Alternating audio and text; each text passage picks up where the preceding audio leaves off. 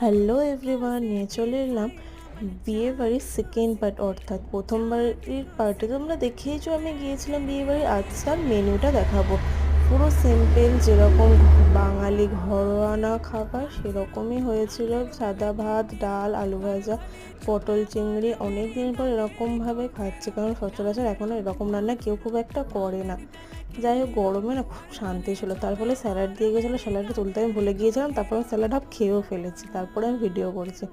তারপর দিয়েছিল চিকেন, ফিশও ছিল, আমি ফিশটা অ্যাভয়েড করেছি। তারপরে চাটনি, পাঁপড়।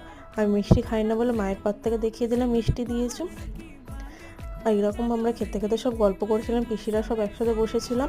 তারপরে গল্প করতে করতে চলে এলো আমাদের আইসক্রিমটা খেয়ে আজকের ভিডিওটা শেষ করলে। আমি নতুন ভিডিও দেখবার জন্য অবশ্যই চ্যানেলটাকে সাবস্ক্রাইব করবে।